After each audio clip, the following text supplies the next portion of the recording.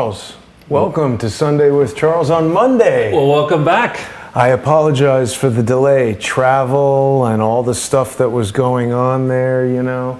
But it's always great to see you, whatever day of the week it might be. I'm delighted to be back safely, and welcome back to your own home. Well, today we're going to be talking about those who are clueless, really wherever they go. But it worked nicely with this poster from the famous film. We thought we will ultimately do, I think, the obvious sequel to this one, which is You've Got Email. Right. That will be great. But hats off to the art department, which once again has outdone itself. I mean, this is They're working really hard beautiful there, Charles, you know.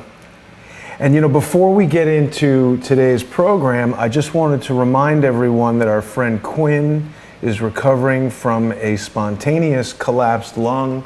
I just spoke to him before you arrived. Not the breathing tube, but the tube that was used to make sure his lung had reinflated has been removed, which means he's on the mend, he's on the road to recovery. A lot of people have been asking how they can support Quinn, and I definitely want everyone to be very careful not to provide any money at all unless it is to links provided by Quinn himself, and you can find those links right here. I'm showing his YouTube channel right now. If you aren't subscribed to Quinn Michaels on YouTube, you should do that. And of course, you can go to paypal.me/Rahula Club, or you can become a monthly sponsor of Quinn's work and help him get back on the road to recovery by going on to patreon.com and /Rahula Club. We've also got Quinn's Bitcoin links in there, Ethereum, Litecoin, etc. So if people want to utilize the explosive cryptocurrency, I know how you feel about that. And you know, Charles, before we get underway, I have a holiday gift for you. Oh my God. I think you'll enjoy that. That, of course, coming at us from the Redbubble merchandise store. Wow.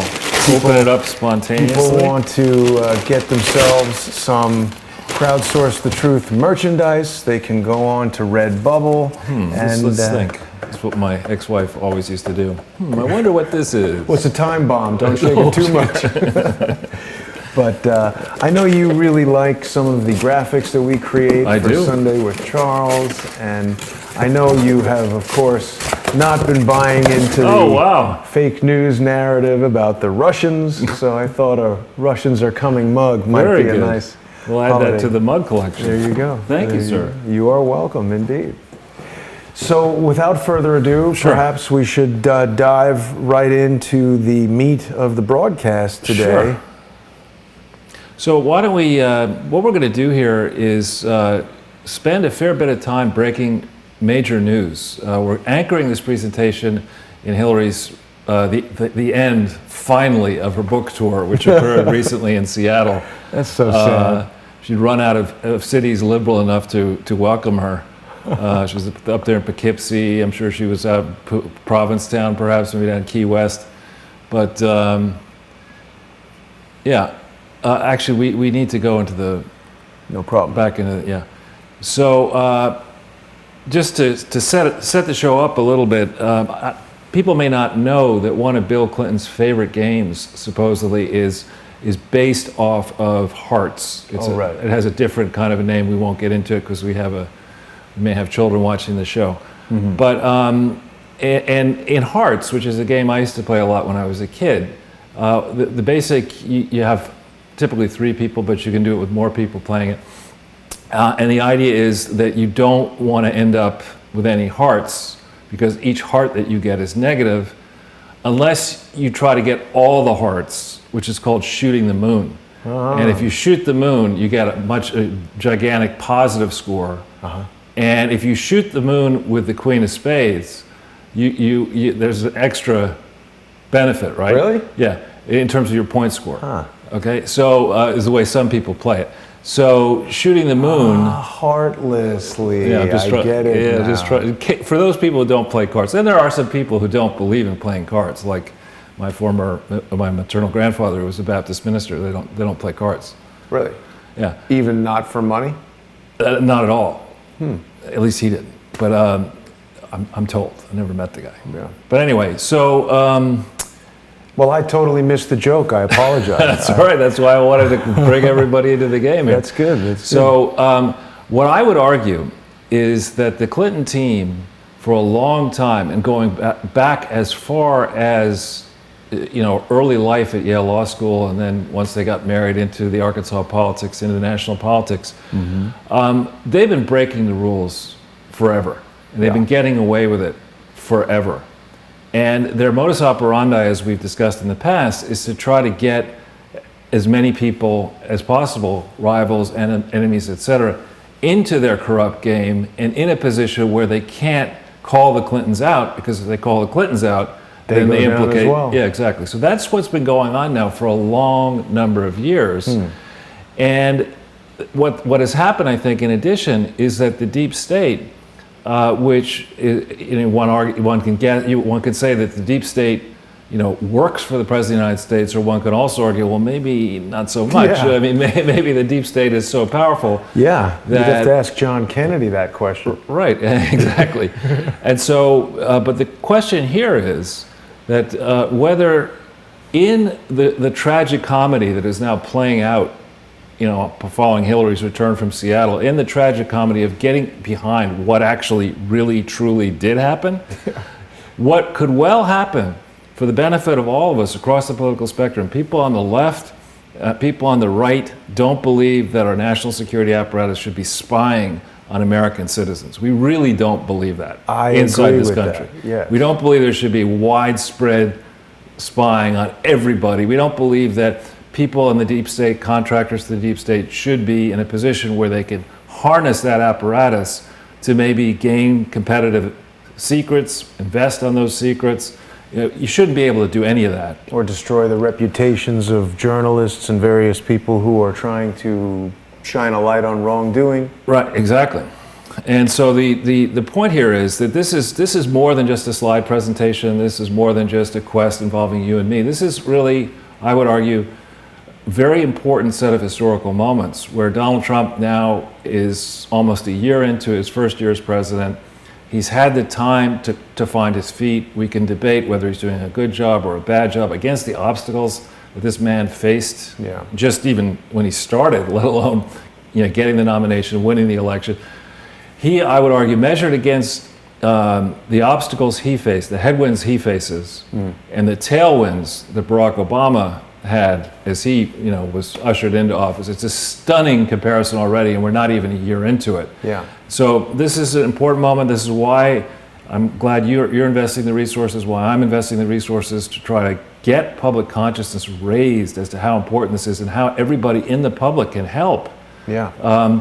Rewriting the balance, the proper balance, at least inside the United States of America, between we the people and those who, in theory, work for us, who should be serving all Americans. We don't work underneath these puppet masters, who are going to decide outcomes for us. That's not the way it works. Well, it's not supposed to. Right. So if we go to the next slide, this is for, again, primarily for the new subscribers, and you have so many, Jason. It seems every week you're adding. It's really growing nicely, Charles. We're over 36,000 subscribers on YouTube right now, and I always like to add that if even a small fraction of those who are subscribed on YouTube would join us on Patreon or through PayPal, it would really help keep the organization financially healthy and allow these types of broadcasts to continue through 2018. So thank you for pointing that out. That's a good one. Well, what I did here, I just quickly stress that the remarks you hear in these shows are my opinion based on reasonable inquiry into the facts that are out there. Wherever possible, what I try to do is provide you, the viewer and listener, with access to the same links, the same data that I see. This presentation, and I promise it won't go on for 16 hours or 4 hours or even 3 hours. This is a presentation today where if we wanted to spend, do one of those Jerry Lewis talkathons, we could do that. We're not going to get a phone bank over there. We there. have a phone. Yeah, thank you, Mrs. Adler. but all of the information you see, you can check for yourself. You may reach a different opinion or conclusion than I do. more than Jason does. And if you have a constructive criticism, we really encourage being contacted with ideas and thoughts. And in particular, this is a presentation today where we're going to enlist your aid. There's a lot you and the crowdsource community can do and governments can do to push this process forward, because we're really at a pivotal moment. Now, I'd like to also thank you, Jason, for the support you give on just providing this option, but also in your growing viewership. And I don't know if this is the correct playlist. I believe it is. But if we just pop that up. That's very helpful for people to see, because they can access all of the previous Sunday with Charles episodes just by clicking on the playlists tab under the Crowdsource the Truth video archives, and then you get all of the Sunday with Charles episodes. And I do my best to add the slide presentations to the show notes. And if I ever forget that, I definitely encourage people to email truth@Crowdsource the Truth and just remind me which set of notes might be missing, and then people can download these presentations and go over the whole thing themselves, as you've said. Right. Well, what I was going to thank you for is that when I, being a numbers-oriented person, go in and try to check the viewership, and then with you on another moment offline, we're going to go in, and there's a lot of metrics that we can get that shows how our audience behaves, where it comes from, how long it stays on a given video. We're going to go, now we've got enough of a sample. I think this is the 18th Sunday with Charles. Pretty good. It's like a whole season of a TV show. Well, I was going to go further than that and say it's almost like Bollywood, a movie a week. That's true. Except we don't have you, dancing around yet. I'll work on the costumes as well. That's true. But anyway, so if we go back into the actual slide, and into that page exactly. I'll take you through this page pretty quickly, but if we go to the first Hill story, which is about Hillary actually completing her book tour in Seattle, she faced, at the end of her book tour, I think people got pretty tired of the book tour, and a number of these interviewers or reviewers, one of them, I thought the person had an English accent, but basically looked at her with incredulity and said, you're blaming everybody in the world except yourself. And her answer was like, no, I'm not. I don't blame anybody. I mean, have you not read your own book? It's just like, I read that book. You and I were there at the very beginning. She's like one of these toys where you pull the string and some nonsensical phrase comes out. There's an idea. There's a very good idea, right? The Hillary Clinton pull string. So if we go to the next link, which is just right up there,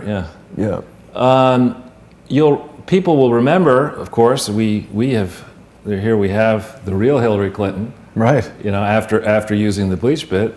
And here we have the real book. And when we first got into this, we went out to, for those who've just getting acquainted with us, you may not know that we went out to that famous bookstore before the actual book tour began, and we waited out front, and Jason had the patience to go in. But when we reviewed it the first time, the hardcover used prices, you look at this, today you can buy 90 new What Happened books for $4.89 each, right? That is probably not so good.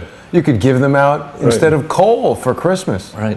And if you look at the customer reviews, if we hit on that thing, we still have the nonsensical customer reviews.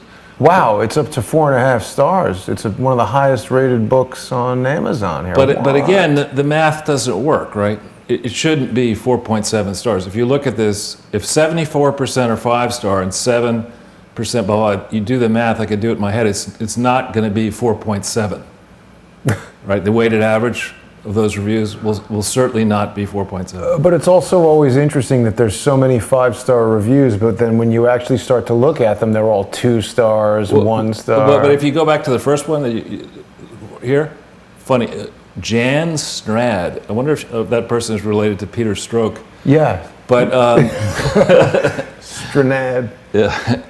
But it's an interesting review here. I voted for HRC. I bought the book. I read the book. This 2-star review represents what I genuinely think about it, right? a verified purchase right after the book was issued. Okay, and 7,000 people found this useful. How can the algorithm, if the 2-star reviews are the most useful, how does this Amazon algorithm actually hold itself out to the general public as being anything other than a rigged book review system? I mean, Jeff Bezos is smarter than this. Jeff Bezos started with selling books online. I mean, that's basically what he did. He should have a shred of self-respect. He's already, if not the richest, the second richest or third richest guy on the planet. Why does he need to? No, they said he was the richest. Right, he's the richest. He owns the Washington Post. Why would he need to rig? I mean, Hillary Clinton rigged the primaries. Okay, she couldn't rig the general election, and now Jeff Bezos is rigging the book reviews to make a loser look less like a loser. It just doesn't add up. It's really funny. Have some decency, my man. So, if we go back into the presentation page, if we can, yeah. All right. Now, when I mentioned this to you, I guess you weren't following the 2000 election as closely, perhaps, as I was. 2000 with Gore and Bush? Yeah, because the only reason I was following it really closely at the time, I was working on several big deals across the Atlantic and down to South America and stuff. And I was doing a lot of traveling. I was actually in America to vote, and then I flew to England. I voted. Actually, I flew to America to vote, and I voted, and I flew back to England to work. And when I arrived the day after the election, 2000, it was in the days when America had, they had live television or whatever when you landed and stuff. And there it was, George W. Bush, had won, so I had to... But this with all the hanging chads, I was also out of the country. I voted by absentee. In Florida? No, in New York. You're going to slap me, but I voted for Al Gore. I mean, come on, George W. Yeah, I know.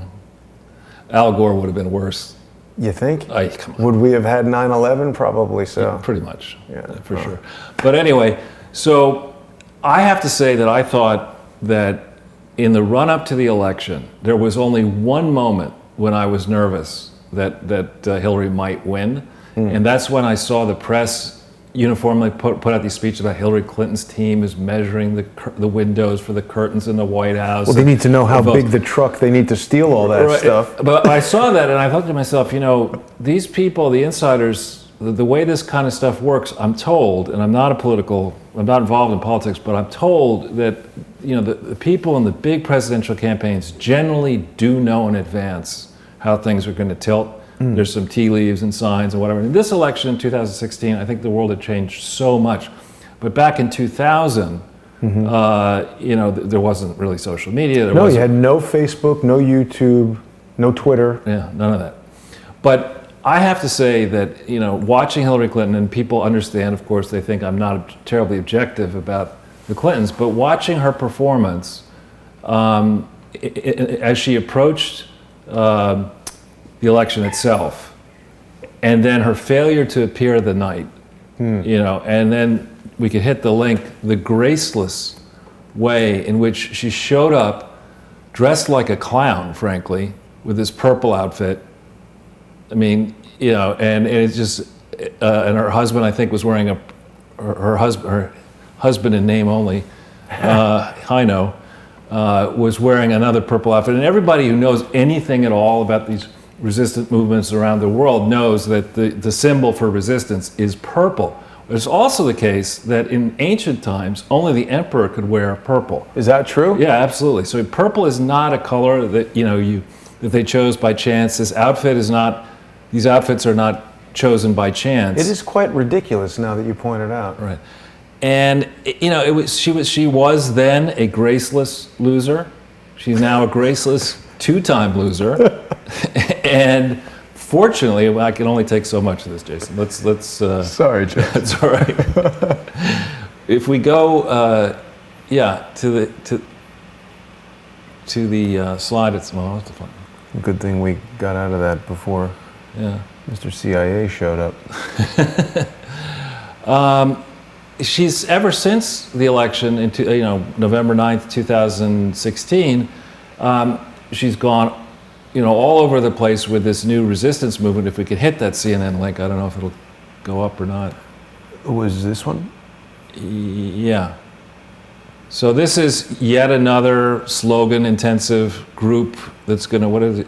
I'm back to being part of the resistance. You know, can you imagine, in the days and moments leading up to the election, Hillary and her team were constantly harping on whether Donald Trump would have the class to concede, you know, whether he'd call for a recount. So this person and this team behind the Clintons has fundamentally refused to face reality from the very beginning. The fact that they didn't actually have a campaign that appealed to anybody or a candidate that appealed to anybody other than the cronies who stood to benefit should she actually win, or those who validly feared what might happen should she win. Those were her supporters. It was not an attempt on their part, and I think history has already shown it, but more will come out. This was not an attempt to really sample broadly, you know, the public up and down the spectrum. You know, what does one end think needs to be done? What does another end need to be done? What do I, in my great wisdom as Hillary Clinton with decades of experience, you know, what do I think the priorities should be? How can I, you know, add value to the process of governing this vast enterprise because I'm so good at doing actually nothing. Theft. Yeah. But none of that. Instead, they have to launch this silly resistance group. And quite frankly, I think what we see in this, with this resistance, this stubborn resistance group, which always involves raising money, is unaccounted for, somehow sticks to the, you know, the Clinton pause, whether in Chappaqua or Washington, D.C., or wherever else they have assets around the world. This process, I think, you know, with great respect to people in the Democratic, you know, diehard Democrats, this is killing the Democratic brand. The fact that people are letting Hillary and the Clintons still do this. It's not like there's, you know, abundant money for every conceivable thing you might want to do. I mean, at a certain point, donors say, you know, I don't think so. What happened? Exactly. Well, why do I need to make anything happen around this? Now, it won't happen. Can I ask you one question, Charles? Sure. Because I'm noticing something strange as we're looking at this right here. Is this a real person? Dan Merica? I think it is, yeah. Really? Wow. Ann America, America. Oh, I see what you Demerica. Damn America. I don't know that guy. I No, it actually really is. Can't heard of him. Wasn't there somebody who went on and on about goddamn Reverend Wright, goddamn America? He kept on saying that. Didn't know anything about that. Yeah. So if we go back into the slide, we won't pull up this FT link, but that was a story that some of you who you know can get into the FT channel. It's actually a pretty good story, talking about in the last 24 hours about, in fact, how much better off. Obviously, most investors are far better off with Trump. With Trump, really, from the moments before the election. Immediately after the election, the market's up big, as he would say, bigly. Yeah. And I think we are actually starting to see signs robust signs that not only more jobs are being created, but they're the kind of jobs that could offer high pay and stability, the ability for people to save more than they earn, more than they save in addition to what they spend to live. Mm-hmm. And they're in export-oriented industries like manufacturing. We're beginning to see some very good signs, actually, the early returns. Now, to give Barack Obama some credit, when you walk in the door on January 20th, 2017, you can't say that everything that happened from that moment forward is all you. I mean, some things have been put in place for a long period of time, and certainly some of the things that Barack Obama may have done may have helped Donald Trump's... Iran? Oh. Yeah, not that one. It may have helped Iran. That's right. And not that one. Yeah. But you know, the early returns on this the largest economy in the world, the steps that he's taking, his persistence, the fact that he is learning, manifestly learning on the job, the fact that he's standing up as a grown-up, but also respectfully in many cases, and some of the tough issues. He's confronting the hardest issues in the world head on, and people see that. And they don't see that same approach in many of the other economies that seem to be wedded to last millennium approaches to life. And in this very competitive world where capital flows across borders quickly, where there's a lot of demand in this economy, when there's actually a demand around the world for safety, knowing that when you have wealth, you want it in a place where it'll be safeguarded. So in this environment, I think the early returns are very, very good on Trump, and this tax plan that he has put in place here against, again, great odds. I mean, the left, in particular that weasel Chuck Schumer and his accomplice Nancy Pelosi are just lying. Adam Schiff but he doesn't know anything about economics. He's just lying about foreign policy. Schumer and Pelosi, they lie about everything. But to say when only 30% of this economy, 30% of taxpayers itemize, right? Only 30%. So it means 70% use the standard deduction. To say that the lower class and the middle class would be worse off under this tax plan is shamelessly wrong, right? Because if you're in the lower class and the middle class, you're probably not itemizing. Your standard deduction is going to double. Okay, you're going to get hurt potentially hurt if you live in certain high tax states, New York, California, et cetera.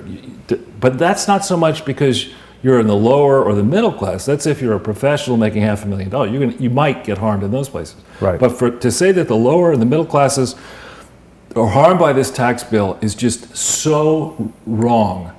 And it's going to come back. They can keep saying it till the cows come home or till the headless chicken, as we pull up this link. It's somebody had this yesterday, I guess, the year of the headless liberal chicken, and I think it's a great title. And that's Isn't that zero hedge? Yeah. I mean, it's just flat wrong. And I think this opposition to the tax bill, particularly when the details become known, this strident opposition, this failure, a possible failure by the Democrats to get behind something that will lift up economically tens of millions of people and promptly, starting in February, will prove to be one of the biggest mistakes the Democrats have made in modern history after selecting Hillary Clinton as the candidate in 2016. And obviously that's going to have a huge impact if at the end of 4 years people are feeling more financial prosperity, Trump will be reelected. Well, I think next year it's even more important. I mean, right. we have the prospect, just taking a brief digression here, we have a prospect of rumors of many more sexual harassment scandals coming to the fore. So far, they seem in the House anyway, in the Senate, principally to involve Democrats. You're going into a 2018 year where there are a lot of senatorial seats that there are more Democratic senatorial seats up for grabs than there are Republicans. And in many of those states, Trump won in 2016. So, I would argue the strident opposition, the resistance movement, these are things that should be abandoned, discredited. This is a good moment, for Democrats to think deeply about about what happened, why they lost, and decide they don't want to be losers. And I say that as somebody who likes to see a contest of opposing views, and out of a good contest where somebody's over here and somebody's over here, and the arguments fly back and forth.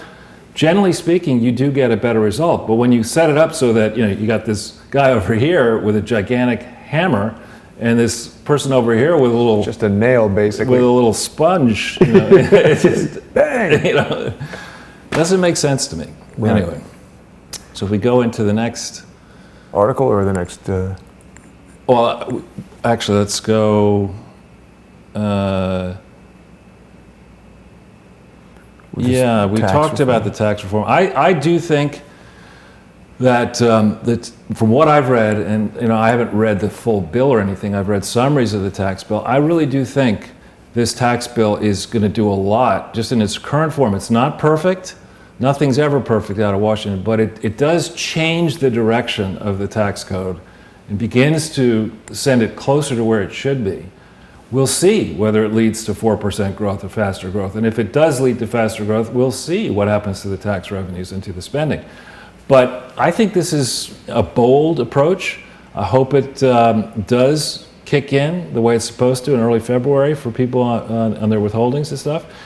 But as we've been saying before, a lucky strike extra that's not part of the plan is that if Donald Trump and his people focus on these presentations and start to, train their resources on the $5.2 trillion of assets that are in these large public charities, not simply that assets parked offshore by corporations, but these charities have a lot of money in them. Some of these charities have been very, very bad. They're not going to get there's a lot of coal. A lot of coal going out this Christmas. That's why we need to keep the coal around. There's a lot of dirty coal in those stockings for those charities, and it's not counted in the CBO score. But imagine what might happen to the deficit if Donald Trump and his people decide to use the Clinton Foundation, use the Gates Foundation, use the Ivy League universities as a start to put the swamp on notice that if you operate under the benefit of being a federally tax-exempt charity and a state tax-exempt charity, you can only pursue your validly authorized tax-exempt purposes, and you must report, and you cannot say that you were putting money into a public charity and turn out that you're just greasing the hands of a grifting political family like the Clintons. You can't do that, and you can't do it to support the Bushes either. That would be nice to see more aggressive pursuit of charity fraud. Yeah. And the other thing just to keep in mind is as we think about this, we talk about Corinne Brown. Here she is, 71 years old. We talk about this every week, and we're going to talk about it till the government does something about it. Why is it fair in this country to have, particularly the African American community, look at this tale? Here we have the tale of two African American people. We have the first African American president, Bill Clinton, according to Bill Clinton. And we have an actual African American woman, Corinne Brown. Bill Clinton and Hillary Clinton and Chelsea Clinton operate the largest ongoing unprosecuted fraud in the history of mankind, and they're not even indicted yet. Not even on the radar. They're allowed, they're encouraged. They're encouraged, their cronies actually go through with a plan to try to, as we'll show, rig the primaries, rig the general election, or so they think, and now rig the resistance movement. They're not indicted, whereas this Corinne Brown, for $800,000 is going to spend this Christmas, this might be her last free Christmas. I mean, she might not last 5 years in prison. Yeah.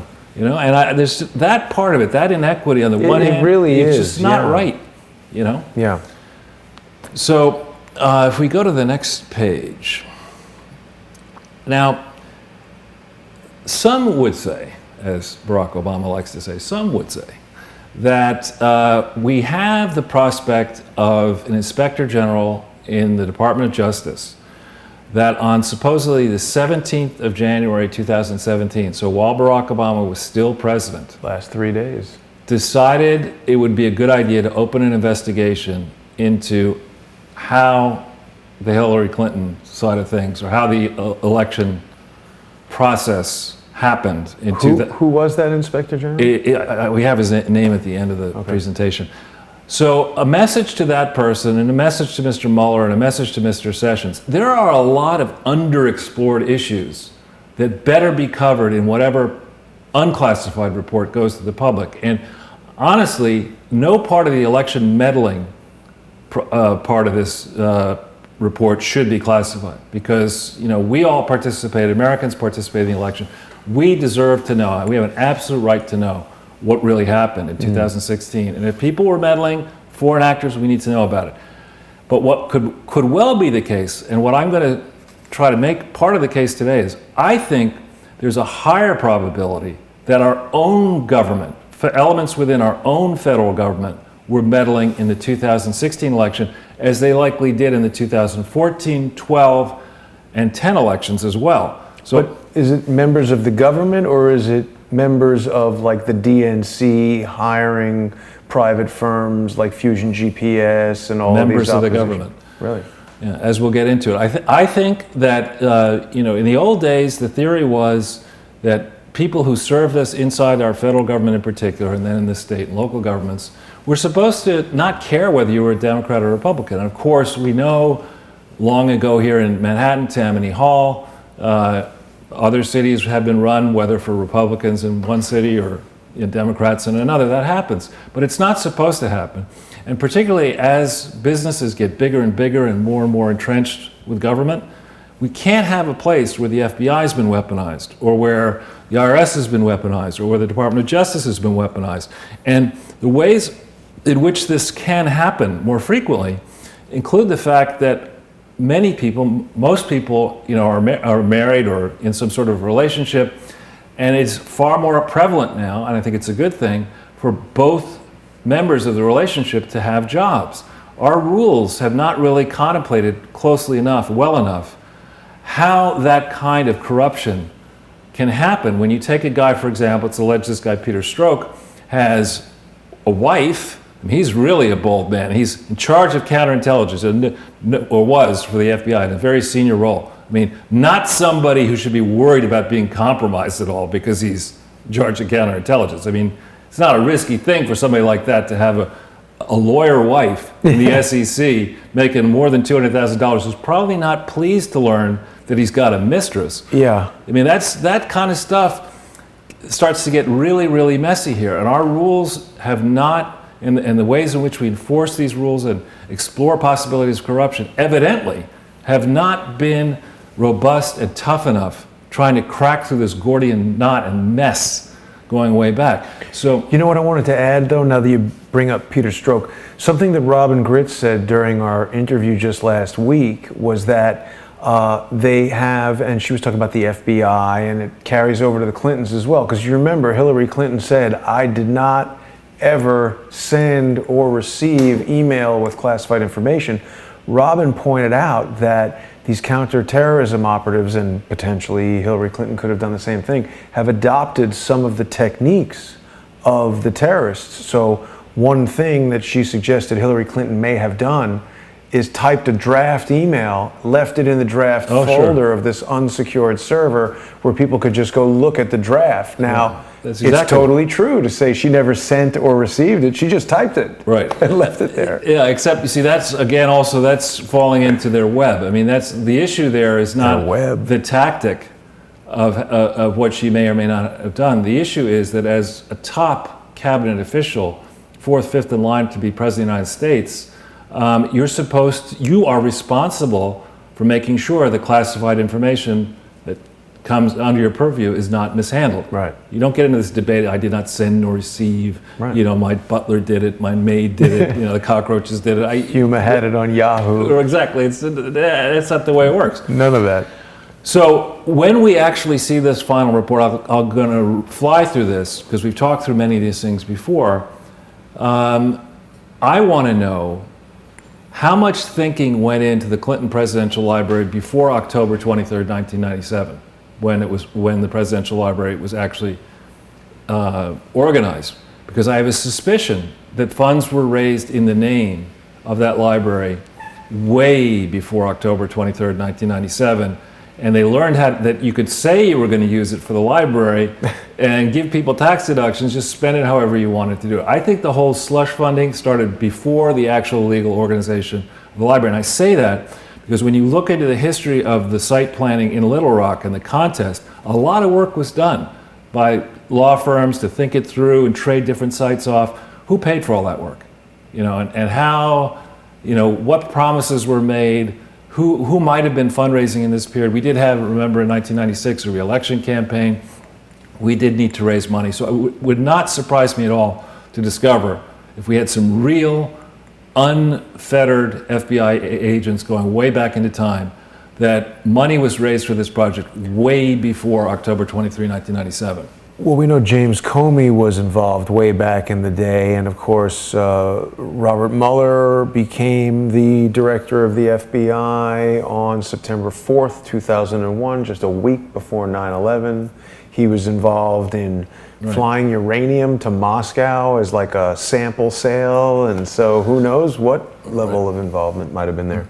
But just ripping through this, so before the Clinton Foundation was actually created, there was a report that I have not been able to get, that any member of the public should be able to get, and certainly you and the FBI are listening, should be able to get the actual detailed report somehow of how much money was raised and how much money was spent and who were the major contributors and who were the major recipients of this money for the second presidential inauguration party. That's under federal law. There should have been a report, and there is no such report. And I have the sneaking suspicion that some of that money was used as yet another slush fund, and that not all of the money that was raised, went to the Clinton Foundation. It is alleged that between $1 and $5 million out of that fund went to the Clinton Foundation. There is a number, I think from memory, it's 2.3 million in the 1998 books. But how did they make the contribution in 1998 if the fund was finished in April of 1997? And there's a big gap there, and the FBI should be able to figure that one out. If they want to. The America-India Foundation is a joke. It is an embarrassment. It is a bad, much smaller joke than the Clinton Foundation. But again, the FBI and these people doing the report will not be doing the report properly about how the Clinton Foundation changed from being a Little Rock-based operation to being an international fraud, unless they deeply go into the organization of the American-India Foundation, all the fraudsters who were and some remain involved with that operation, and then the long fraudulent history of its reporting served as potential models for the Clinton Foundation when the Clinton Foundation saw that these people weren't being caught. So that needs to be part of it. It's like a dry run. Then we've gotten into this, and we'll direct people a bit later into the why we're so confident of this. I believe a stand-down order was given by somebody at a time when Mueller, as you say, this is actually days. No, he's a couple of years into his tenure. He's well into it at the FBI. Somebody made a stand-down decision against a very active set of investigations into the Clinton Foundation that had begun in February of 2001.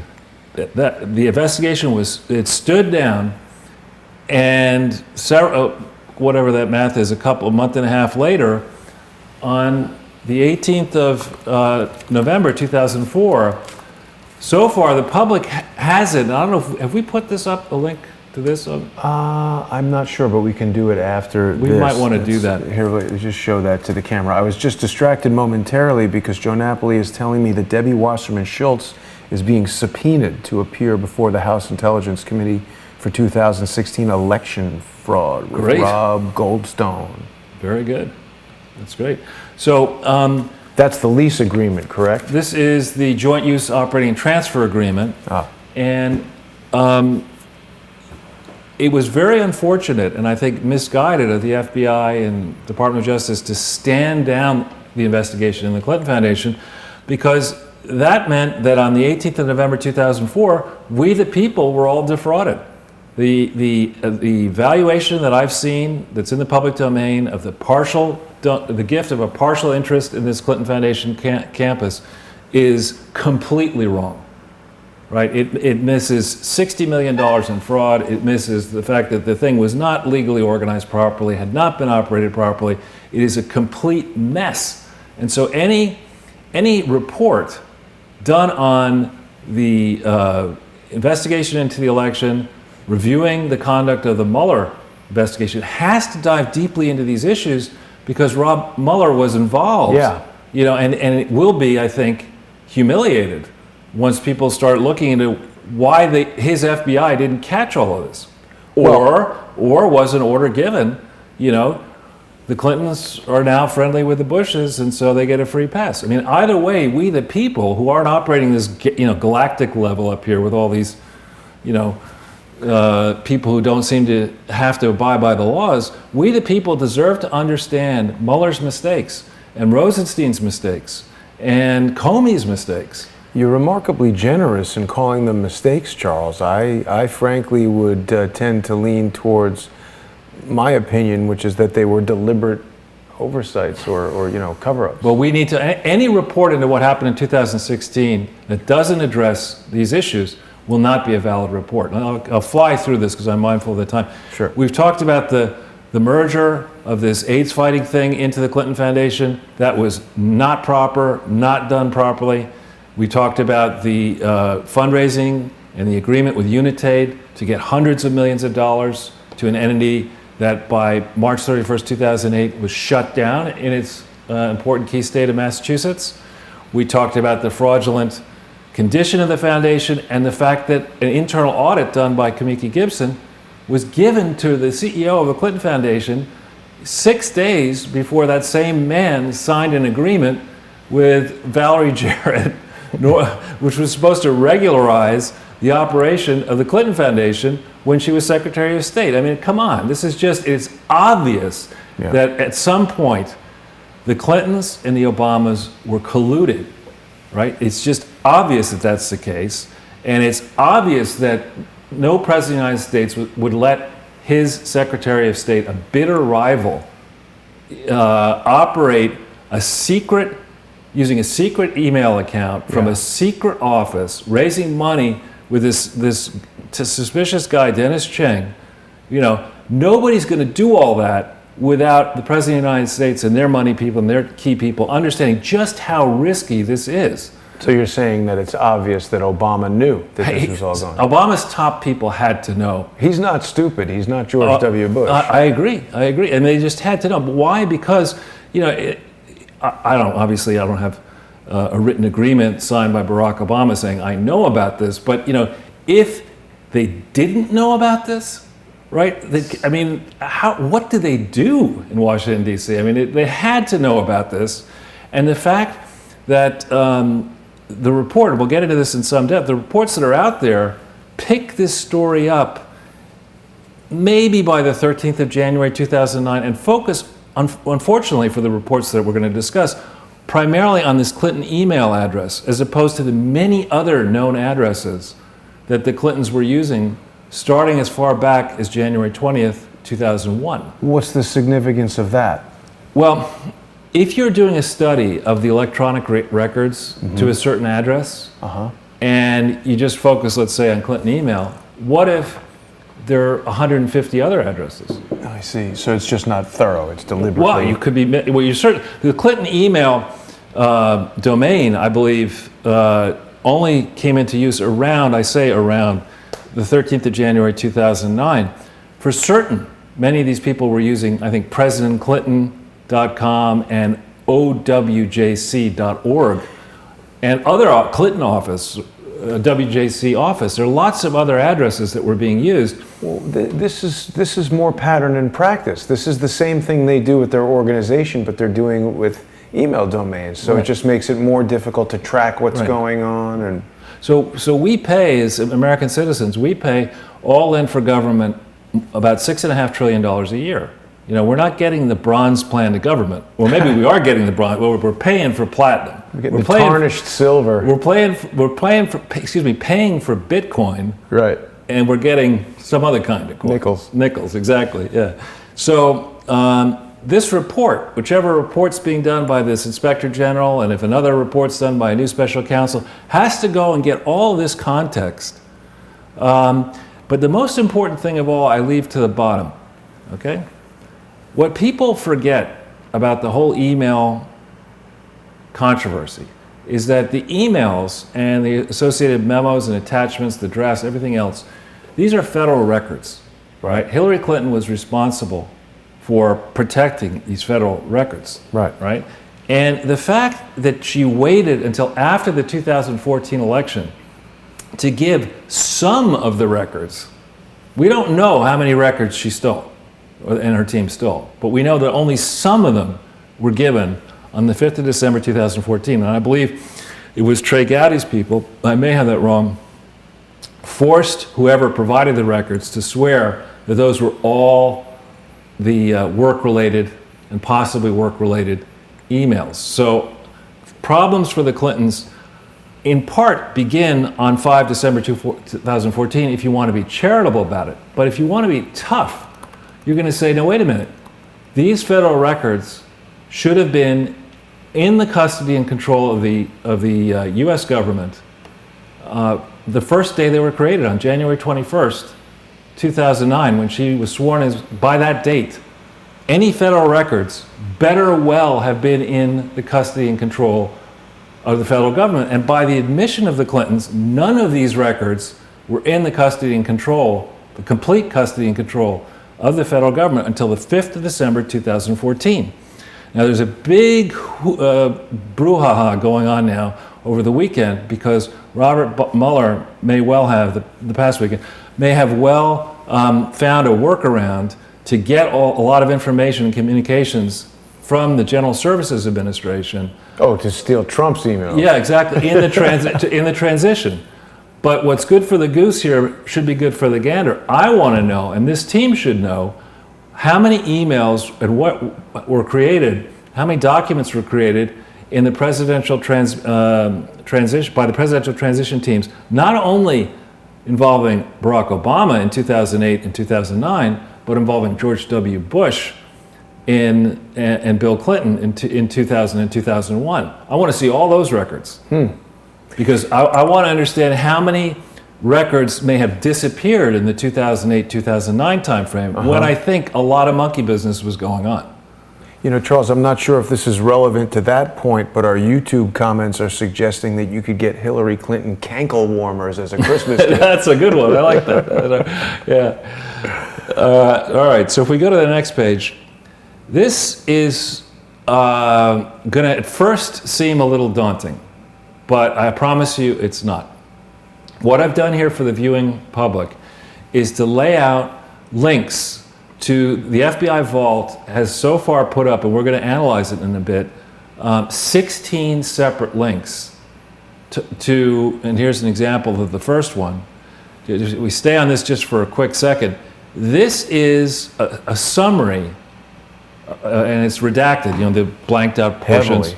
You can't see yet, but people who are in the FBI who are interested in this could probably, with the right clearance, can see the whole thing and all the appendices and stuff.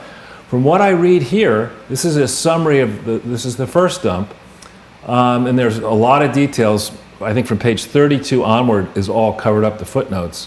But this, when you get into this in the fullness of your own time, you'll see that when the FBI wants to do a thorough, stop right there, you see? The Apple server initially hosted domains presidentclinton.com and wjcoffice.com, right?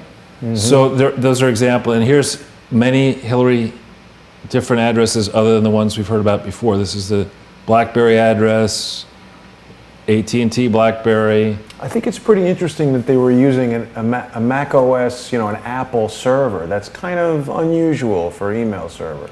Right. So I think I put this up here. There's a lot of information. All told, there's 1,656 pages on the 16 dumps. And if we go back to the slide for a sec, what I started to do is to try to see when this column post, I would like to ask for the crowd's help in finding as many examples as possible in all these pages of anything that happened after July 5th, 2016 in these dumps. So post means post July 5th. Right, exactly. After Comey said there's no reason to prosecute. I have already, just to give it away, I've already found incredibly incriminating evidence of the FBI, you know, not knowing the answers to key questions until after Comey cleared Hillary Clinton. Yeah. So I want to understand, you know, why the rush to clear Hillary Clinton in the way that she was cleared. Then I want to understand what the FBI kept doing. And then I want to understand why the FBI reopened, why Comey reopened the investigation, and how much work actually was done, you know, to decide 2 days before the election that no, there's nothing new here. How did they manage to do all that work? There's a lot of information that has been provided to the FBI vault file, but as I will now shortly show to you, there's a lot more that's still been hidden. You do realize that by you know, giving away that you've found incriminating evidence, that's like telling somebody that the boat sinks at the end of Titanic. No, there's a people tremendous... Know that. I'm saying people know that you've found incriminating evidence there. Well, no, the question, as you'll soon see, the question here isn't whether they're guilty of illegal activity. That's not the question. It's just how much? No, it's how big is the conspiracy? How far-reaching is other people? You know, how big is the conspiracy? How many conspirators are involved, and how much rot needs to be taken out of the system so that we can rewrite the ship? So that's why I don't think I've given away the whole end of the show, but I certainly would. I'm trying to motivate people and say, I know there's gold in here, platinum. Here's a real question. So if it says post and you write no, that means this came before Comey? Means that when I looked through the 47 pages, I didn't see any examples of documents or whatever for the period after July 5th. Now, I may have missed something, and I'll go and check it again. Please correct me. I just haven't seen any examples in the five, what is it, four documents that I went through in some depth. I've gone through every one of these once, and I've only gone through those 4 that are marked there for a second time. But I'm going to go through all of them probably 3 times just to make sure I see everything. Now, if we go to the next page, I noticed something. This gives you a sense of how boring my life is. I figured out that on the upper right-hand page typically on the upper right or upper left-hand side of the first page of each dump, you'll see a date. Now, I think this date is the date at which a decision was made to release the information in the package from its initial classification. What I saw, for example, in the first one, is that it was supposed to be classified through December 31st, 2041. Wow. Right? But somehow somebody decided that the first 47 pages ought to go out. I don't see any evidence, and experts who understand these FBI papers, maybe you could help us understand. I don't know yet when these papers made it to the vault and who was responsible for the vault, administering the vault, and when these papers were released actually into the public domain. I can't tell that yet from what I see. Maybe there's an obvious thing I'm missing, but I do see these litany of dates, so that in the beginning, in the first 4 dumps, those were all completed before the election, right? And you look, and in addition to the pages that you see, at the bottom of each page, you'll see it says HRC 1 in the case of the first dump, and then in the next page it'll say on the bottom right side HRC 2, HRC 3. And what this means is that for each of these 4 dumps, there were no extraneous pages hidden back, right? But starting on October 27th, things changed. So 299 pages were released, but there was 504 pages were, if you go to the far right, the difference between 851 and 347 is 504. So there were 504 pages in the sequence, but only 299 were provided to the public. And so more and more and more pages were collected, but if you go to the very bottom of the thing, 6,458 pages likely exist in the progression of documents that so far have been put out there on the FBI vault. But we only see 1,656. Wow. Which means there are a lot of pages that I haven't been able to see. Yeah. And that people who are at the right classification should be able to see, and people studying this must see to understand what actually really happened here. Now, the other thing that's interesting to me is that who made the call around August 31st, 2006? Why was the call made to start releasing some of this stuff? How were priorities assigned, 18th August, how were priorities assigned to which should come out first? How does this depart from releases of other FBI vault materials? I mean, somebody who really understands this whole process needs to put this in context for we the American people. But I can tell you with what I see, and I'm not a lawyer, but what I see already tells me this reeks to high heaven. And what the FBI cover-up? It's a gigantic cover-up, and we will shortly dive into exactly what I think is at the heart of it and its implications. But it would appear to me that there's some kind of a battle going on here between people in the FBI who want the truth out, and others who are trying to. And so there's got to be a record. When you look through this dump, you see that the FBI keeps copious notes of everything. Somebody comes in out of the blue. For example, in the February, let's think when this was. Yeah, in the February 2016 timeframe, somebody came in out of the blue. Oh, yeah. A high-level State Department person who had been emailing them and it wasn't getting through, so he came in. Well, a high-level State Department person knew, and we'll get into this in a second, but I'm not going to show that actual interchange, but the high-level State Department person was aware that there was an investigation into the mishandling of classified information by Hillary Clinton, and was displeased at the process of the course of the investigation. So that person took the pains to send in a detailed report and examples directly to Comey.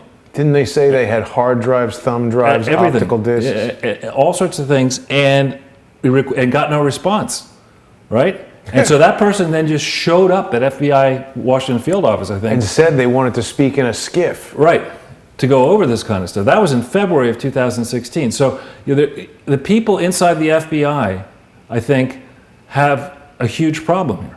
Yeah. There are rats in the FBI, that seems and they clear. need to be smoked out.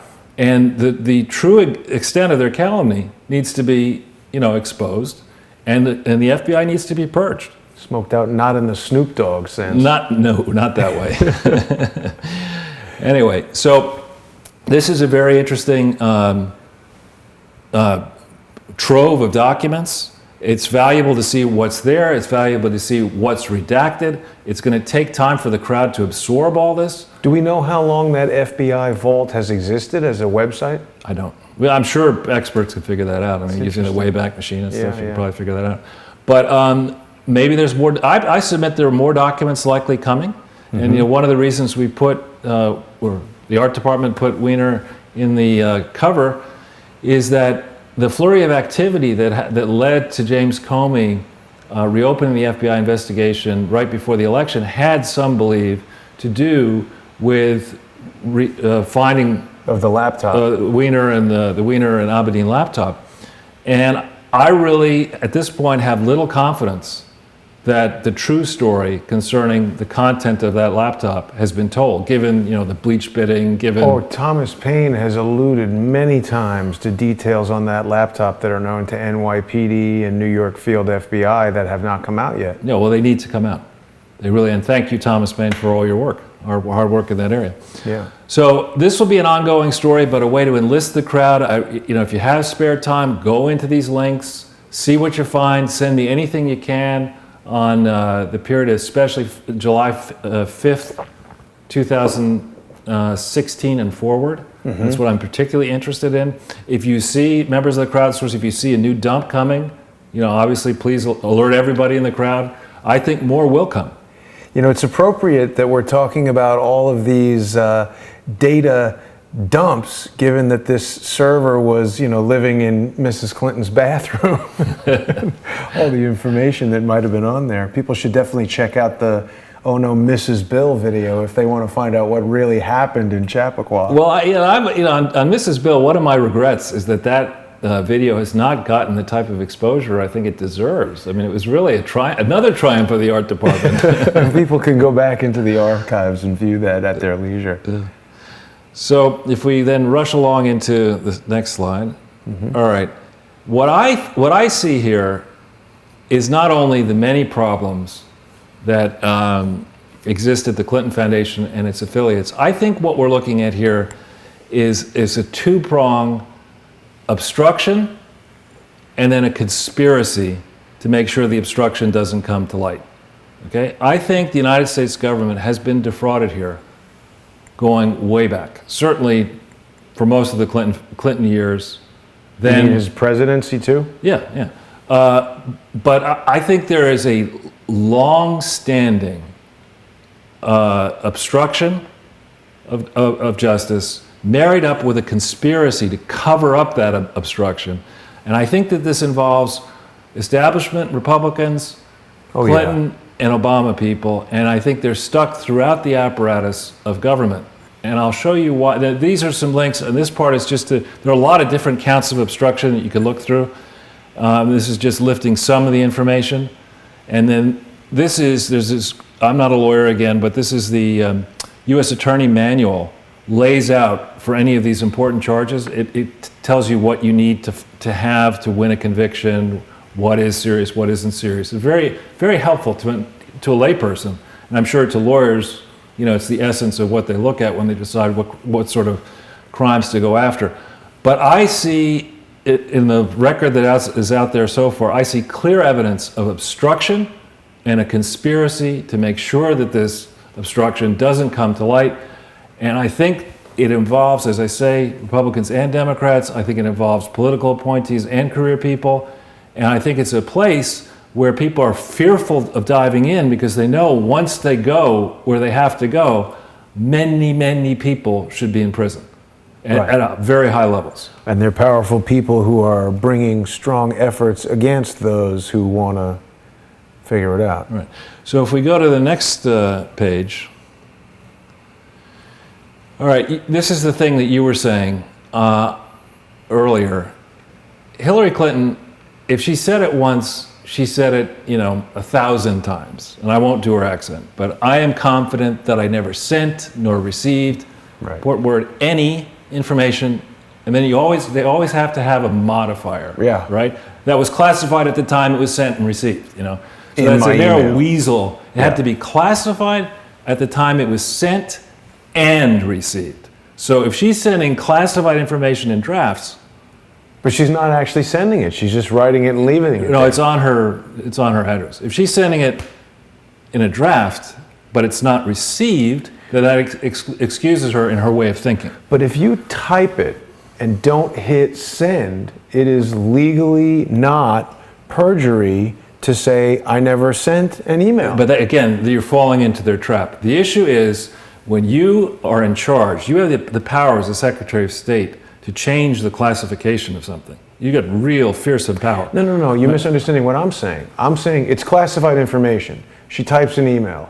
It sits in the draft folder, never hits send. She can say, I never sent or received it. Again, I think with respect, you're missing my point. Okay. My point here is that that's not the standard. They love to try to get you into a debate where they manufacture a hypothesis over here where they can say, under this set of assumptions, I'm not guilty. I'm not interested in that hypothesis. Like, cut that, that limb off. The issue here is, as Secretary of State, you're in charge of all this information. Yeah. You made an affirmative decision. You're the first Secretary of State to allow 100% of your government records, your federal records, to be sent over and housed in non-secure, non-government systems. That's the issue. That's the argument. Right. It's not whether she sent or received or whether a gopher did it for her. The very fact that it was anywhere near an unsecured computer, whether it was sent, received, typed in a draft, that's the problem. Right. It's like you come home and it's a horrible thing to think about, and your child is dead, frozen solid,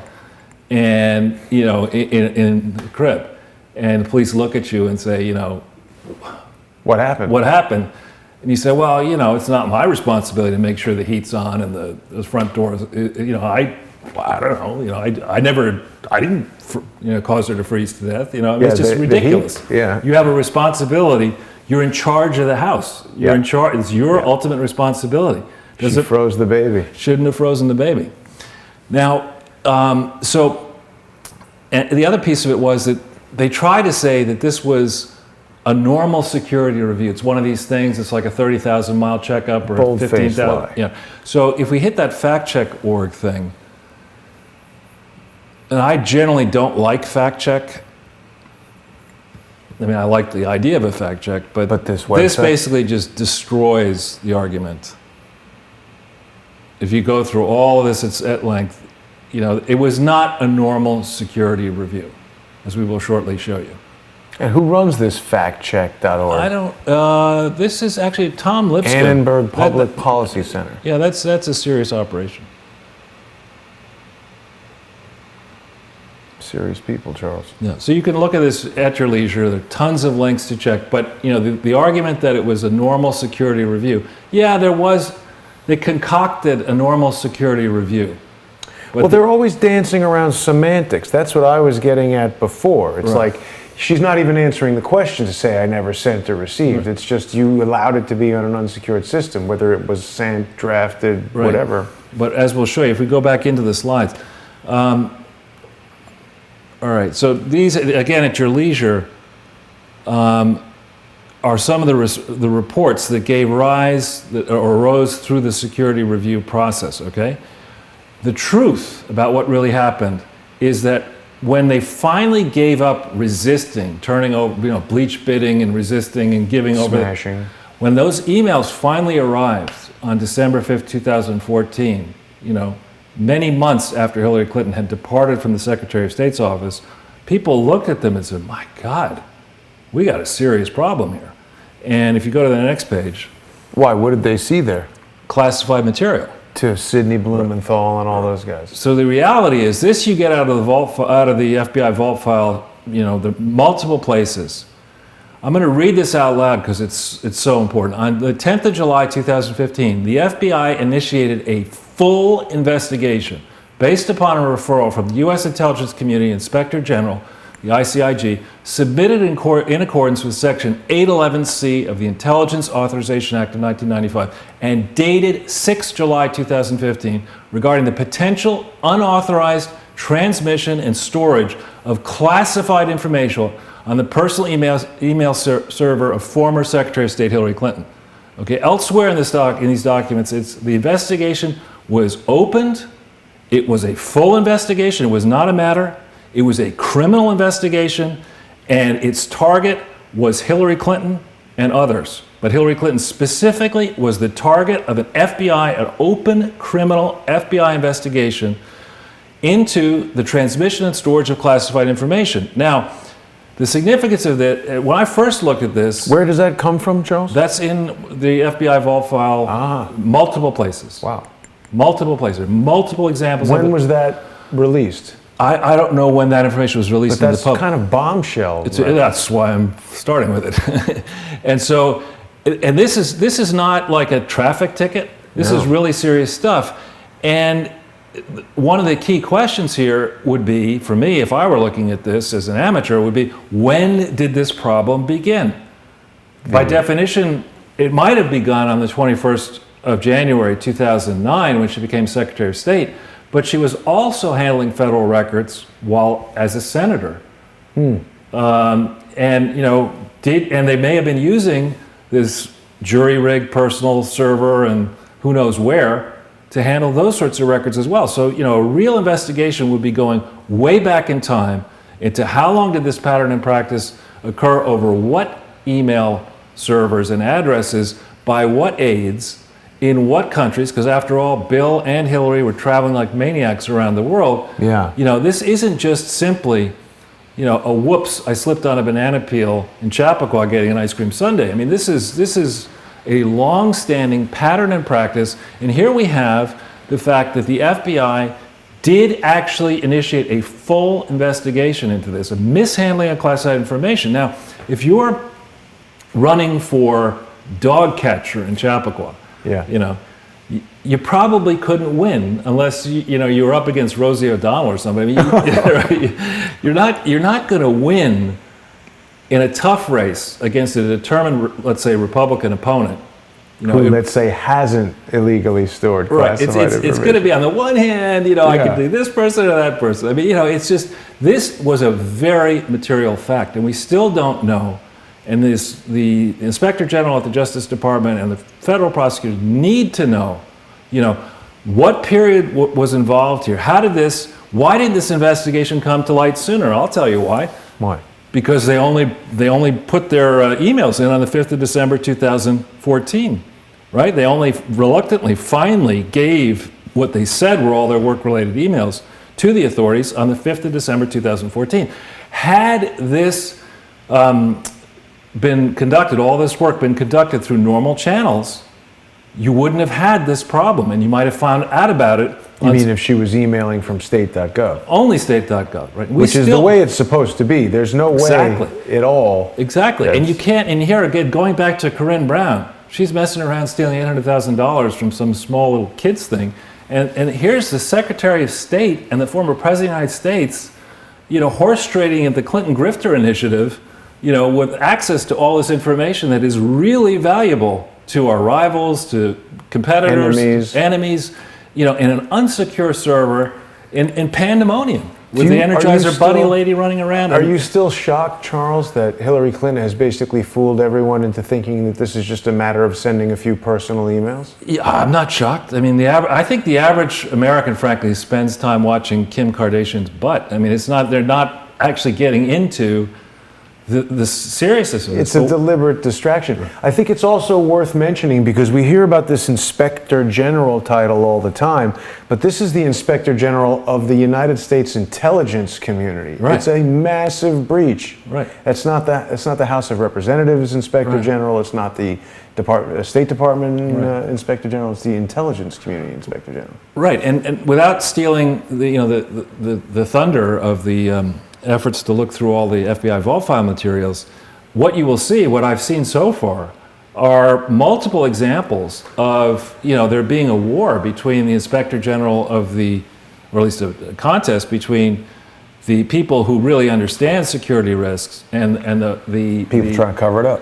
Right, and the political hacks and the Clintonistas who were inserted into the State Department, inserted into the legal apparatus of the State Department while she was there, and then after she was there, to obstruct people from finding out the true extent of how much stuff may have leaked out here and who may have gained from it.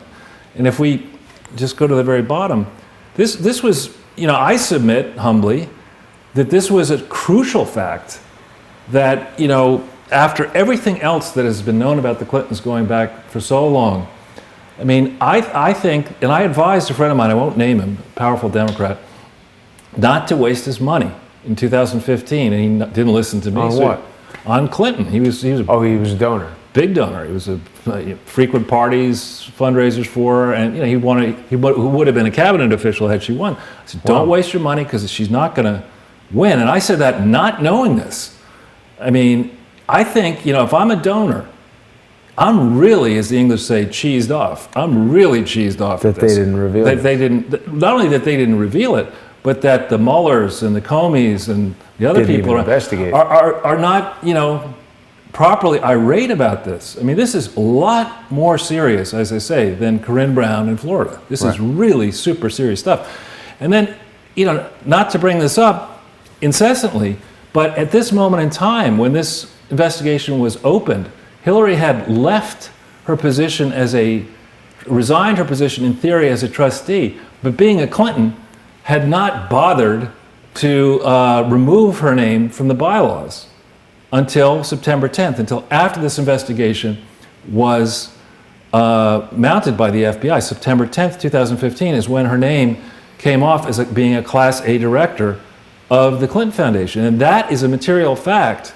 The fact that she only removes this thing that day after the FBI is investigating her is something that a donor to the Clinton Foundation probably wanted to know about, right?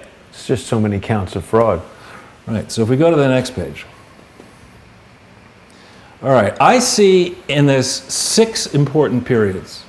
Okay, we could go, there are others, but we'll go very quickly through it.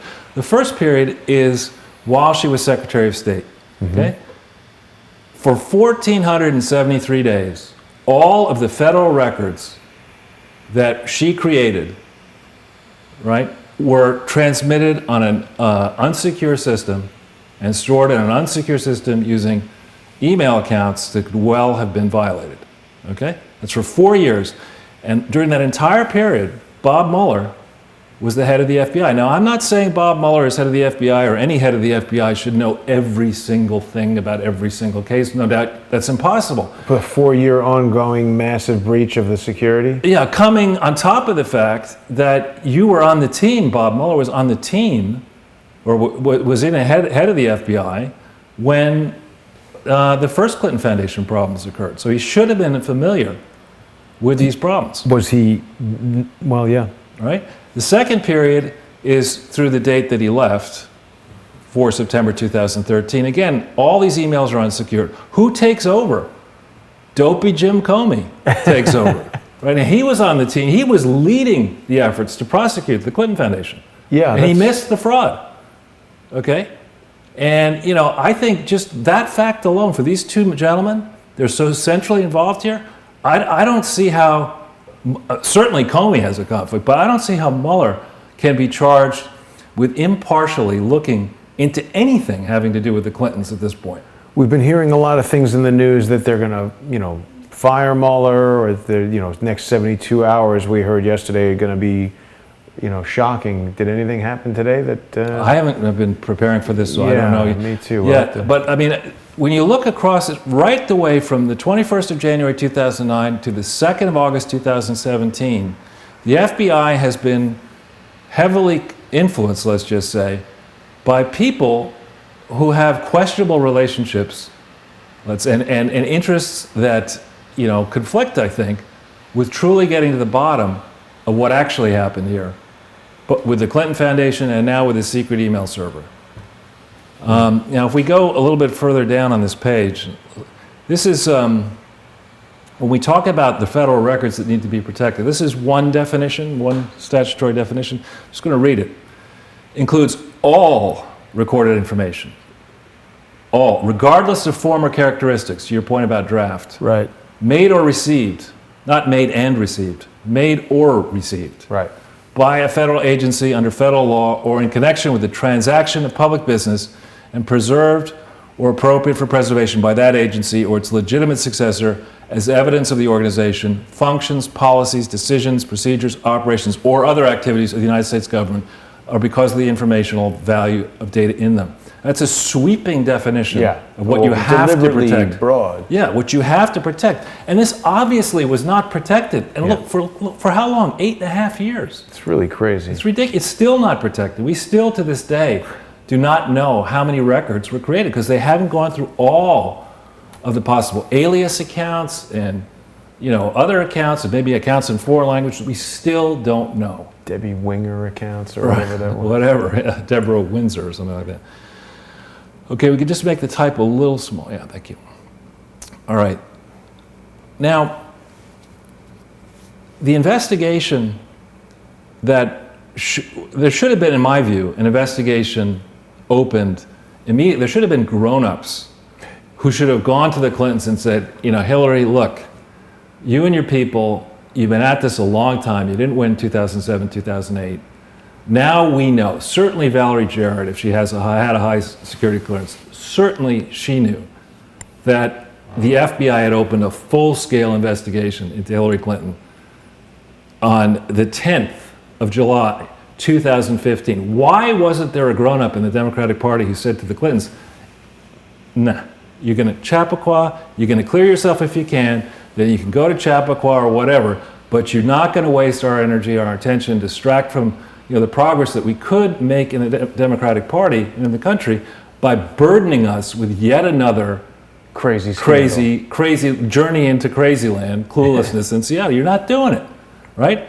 Now, it's not like this hadn't been going on for a long time. And I know, prior to the FBI launching this, I'm not saying they launched this investigation because of anything I did, but I did, if we could just hit that link to shamelessly promote the article, this thing got a certain amount of attention if we look at the, it got 82,000 Facebook shares. That's a reasonable showing back there on March 16th? Yeah, 2015. 2015. So, the IRS could have been among that 82,000. Well, somebody should have been looking at this. Someone should forward it to them if they haven't seen it. So between the foundation issues and the open FBI investigation, I would have thought it would have behooved somebody in the Democratic Party to say, look, something's happening. Something's happening here, and let's not have it happen with the Clintons. So we go back into the text. Now, Marsha Blackburn picked up on this stuff on the tax side of it early on. She renewed her call for an investigation in 2016. That's the first one. She and 56 other colleagues in the House of Representatives, I think all Republican, called on the IRS to investigate the Clinton Foundation. Nothing happened. That's crazy. And then in 2016, she called on it again, and then something did happen in the next link. What caused that? I think, a year of stories. And there's not a terribly flattering picture of Bill or Hillary. But, and this got 6,000 Facebook shares. So if we go back into the presentation, yeah. So as I say, this investigation of the Clinton Foundation should be tied in with the investigation of the server. And it's got to look at every single email address. You can't limit a search just to Clinton email addresses. It's got to look exhaustively. And people have got to be, it's got to be a question of, 100 years in prison, or maybe you'll win it down to 20 if you cooperate. Not, real tough guy approach here. I mean, we've got to get to the bottom of how much email was sent. I have a suspicion that it's not only, if they're going to work around the rules the way they've done in the past, they're going to use foreign language accounts, they're going to use, different scripts, maybe Russian script or Arabic or who knows, stuff that's... Oh, that's an interesting idea. Type something, change the font, receive it, change the font. Yeah, what different language, et cetera, that you wouldn't... change it to Cyrillic or whatever. Or Albanian Arabic. Or, I don't know, something different. But here is... this is people good ideas for tradecraft, Charles. This is an actual request that is found in the FBI vault file dumps 1 through 16. I'm not going to tell you where yet, but it's on August 25th, 2015. The following request was made and statement. On the 6th of July, 2015, the FBI received a Section 811C referral from the Inspector General of the Intelligence Community regarding a potential compromise of classified information. It's not, the investigation was into mishandling of classified information by Hillary Clinton. Okay. Pursuant to this referral, the FBI respectfully requests the Department of Energy, and I don't know what NNSA is, cause a comprehensive search to be conducted of all holdings, not some, not sent and received, all holdings, files, documents, and materials in the agency's possession, including backup computer drives for electronic mail communications to or from Clinton email. And that's where they fall down on the job, by just restricting it to that. Is it a nuclear national security agency because of the uranium stuff? Could well be. Could well be. Because when I went to Mercury, Nevada, there was a vehicle that pulled up immediately that had that CIA shield with the eagle, but it said like nuclear security. So you're I being asked the guy. You're being followed No, by I everybody. went right to the entrance. Mr. Hudson told me to go there, and he was like, "You'll see." And I went there, and they almost shot me.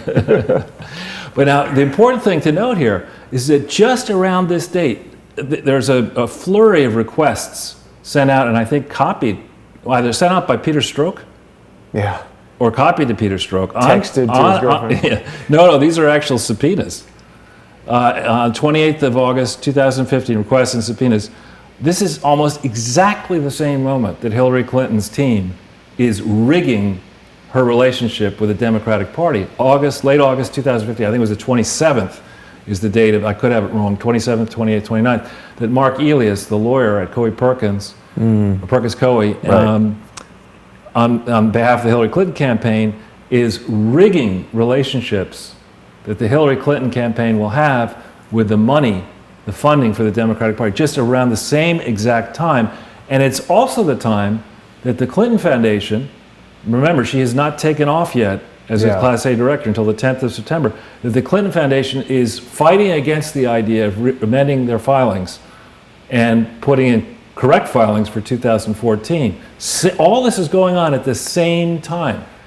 Why wasn't the IRS looking at this? Why weren't people looking more? Why weren't people furious? And I suspect people were furious.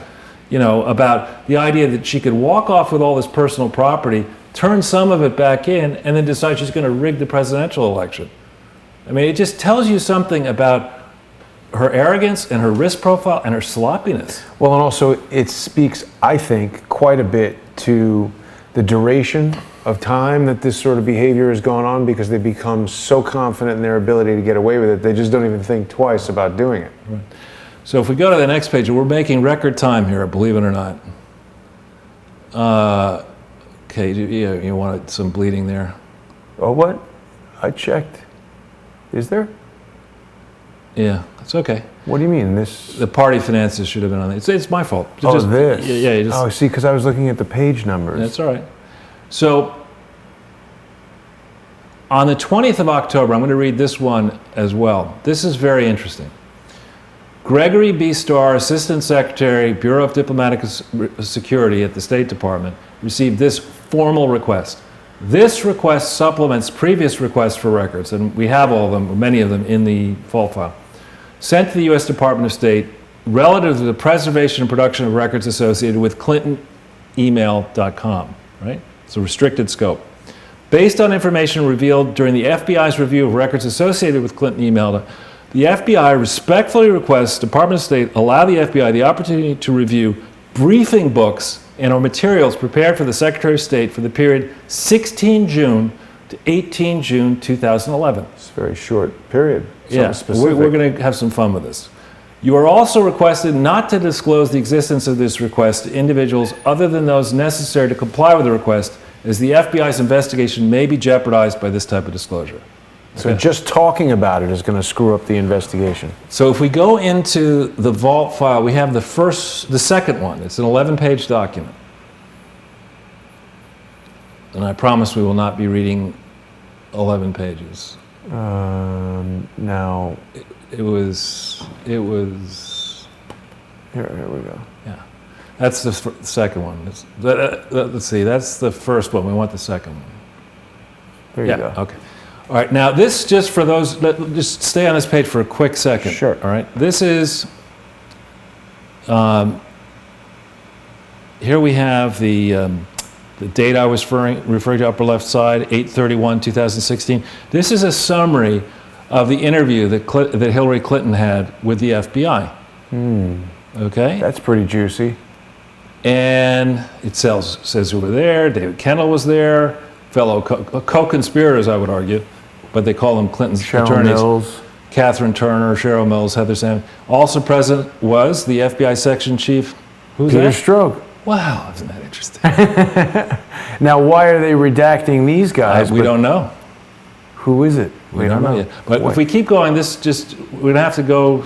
This is a long, sordid tale, but it gets into that. We'll find on the next page, I think it is, next several pages. We're going to see reference to that date, July 16th and 18th.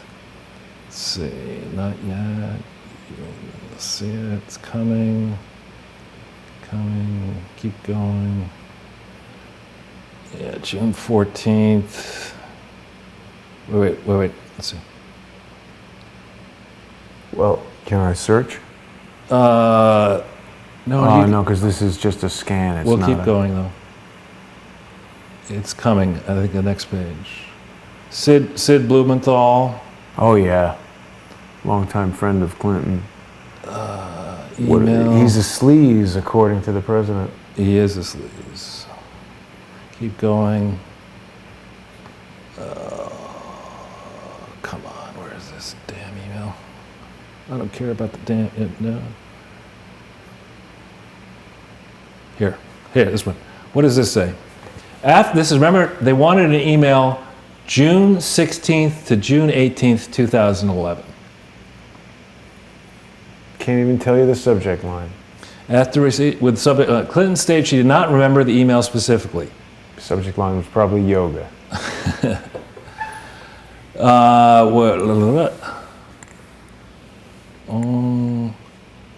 Clinton had no recollection of actually receiving a non-paper or a secure fax in this instance. Talking points are typically classified, but Clinton did not recall. So they're desperately trying to obscure what happened on this date and where she was on June 17th, 2011.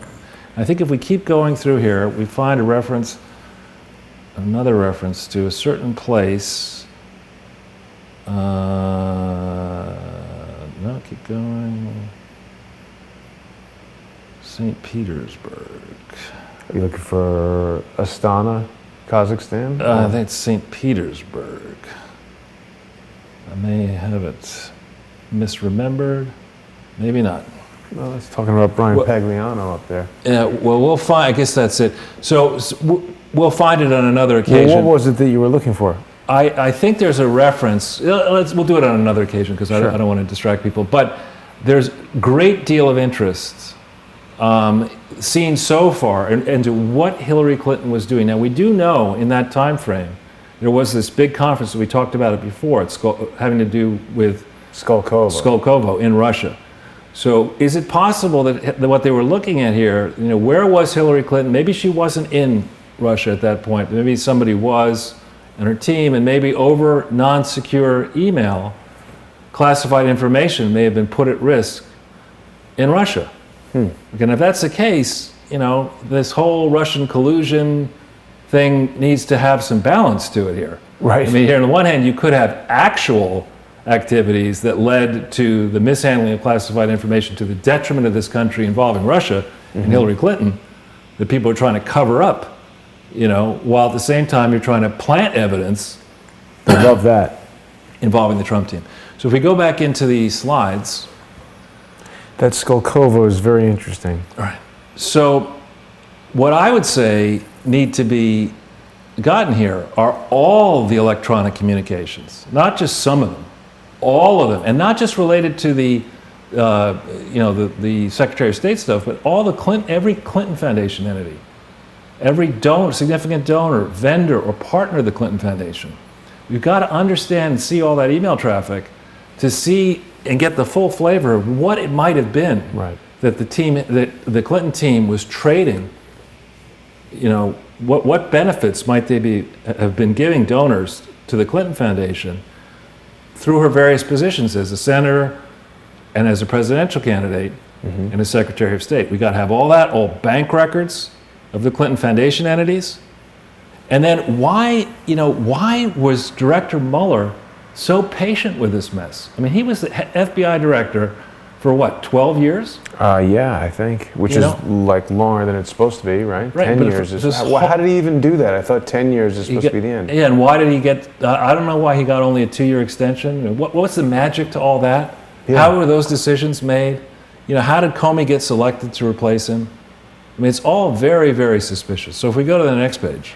You got to play ball. All right. Many parrot in the mainstream media the idea that the Obama presidency was a scandal-free, historically scandal-free presidency. The first time that came to light, I think we have that Hill story. Well, they just say it is what it is, and I mean, this is Dennis McDonough. I'm so proud. This Obama presidency has been historically free of scandal. I mean, it makes me wonder whether this gentleman, who has a very high position, wasn't he the chief of staff for the president? Yeah. Does he speak English? Well, he's just again, they put out these ideas that are totally false, but just keep saying them because most people will just read that and be like, oh yeah, free of scandal. Yeah, I don't think so. Well, some people will. No, I'm saying I agree. I don't agree with those people, yeah. So if we then go into the next slide, I mean, the back into the slide, sorry, yeah. We've said in the past that to understand the nature of relations between the United States and Russia, you have to go way back. And just out of the blue, this second link I noticed this morning, the Zero Hedge one, yeah. I'm just going to hit it from here. Yeah. There's HW with Gorbachev. And apparently there's been a new release of documents around the time that the Soviet Union was collapsing, which does not paint the United States in the best of lights. But a lot has happened since 1990, 1991, both in the United States and in the former Soviet Union. I think it is a positive sign, frankly, that Vladimir Putin called Trump to thank him. About revealing that CIA information that prevented a terror attack. I mean, why wouldn't we want to help them? Right. I mean, that's actually a very positive step. But I think to see this whole mess, we really need to go back and air the dirty laundry. Isn't it crazy, though, to disparage a president for wanting to exercise diplomacy with one of the most powerful adversaries in the world? Well, it's two-faced when you think about, the parade.